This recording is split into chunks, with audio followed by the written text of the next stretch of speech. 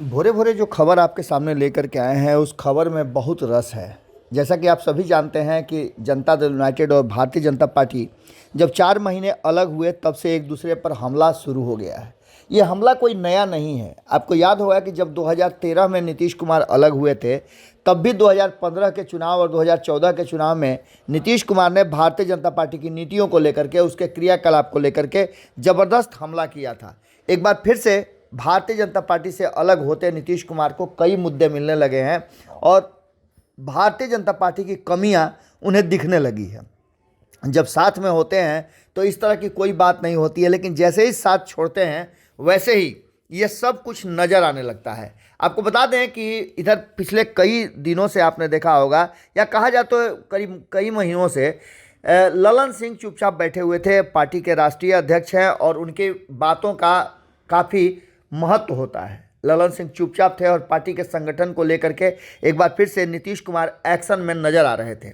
लेकिन अब जबकि सब कुछ समाप्त हो गया है, कहने का तात्पर्य यह है कि विधानसभा का सत्र समाप्त हो गया है, लोकसभा का सत्र समाप्त हो गया है, ऐसी स्थिति में अब नेताओं के पास काम सिर्फ रह गया है एक दूसरे पर हमला करना। हालांकि इन सत्र के दौरान भी जनता के लिए कितने काम होते हैं और किस तरह का सत्र चलता है ये भी किसी से छुपा नहीं है। लेकिन अब जबकि बिहार में निकाय चुनाव हो गए, वोटिंग भी हो गई, अब 30 तारीख को अंतिम रिजल्ट भी आ जाएगा, लेकिन इन सब के बीच में ललन सिंह को सुबह सवेरे एक मुद्दा मिल गया है। उस मुद्दा को लेकर के भारतीय जनता पार्टी को उस्काने का काम शुरू कर चुके हैं।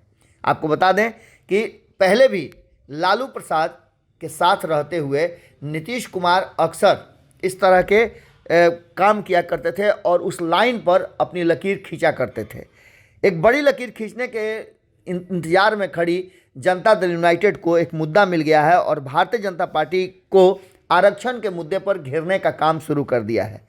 जैसा कि आपको बता दें कि इलाहाबाद हाई कोर्ट की लखनऊ पीठ ने जो फैसला सुनाया है उस फैसले के अनुसार नीतीश कुमार और उनकी टीम को एक मुद्दा मिल गया है।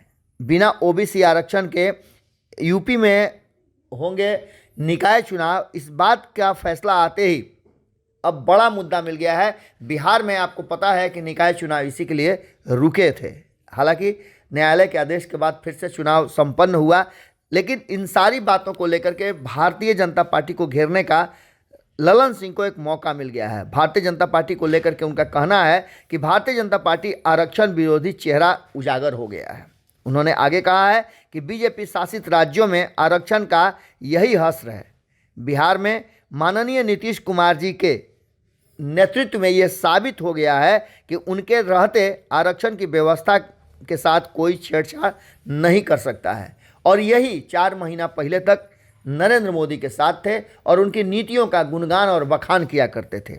अब एक बार फिर से ये मुद्दा तो मिल ही गया है। इस मुद्दा पर पूरी तरह से हमलावर हो गए हैं राजीव रंजन उर्फ ललन सिंह। आपको बताएं कि उन्होंने कहा है कि बिहार में नगर निकाय चुनाव संपन्न हो रहा है। अब ऐसी स्थिति में भारतीय जनता पार्टी को घेरने का उन्होंने एक बार फिर से प्लान बनाया है और देखना दिलचस्प होगा कि ये प्लान कितना सक्सेस होता है। जहां धीरे धीरे पार्टी के भीतर और बिहार के महागठबंधन में खलबली मची हुई थी, वहीं एक टिमटिमाता दिया की तरह है राजीव रंजन उर्फ ललन सिंह का ये बयान। देखना होगा कि इस बयान को लेकर के कब तक आगे गाड़ी खींची जा सकती है। जुड़े रहिए भारत लाइव के साथ। अगली खबर में जल्दी ही आपसे मुलाकात होती है। बहुत बहुत धन्यवाद। अगर ये वीडियो पसंद आई और वह बिहार के राजनीति और बिहारियत से सरोकार रखेनी तो सब्सक्राइब बटन दबा के चैनल के सब्सक्राइब कर ली। ओजे एगो घंटी बा, ओकरा बटन दबा देला से कुल सटीक और मारक खबर रुआ मुफ्त में मिल जाई। अगर रुआ पत्रकारिता के हमनी के नया प्रयोग में सहयोग कर चाहतानी तो ज्वाइन बटन दबा दी।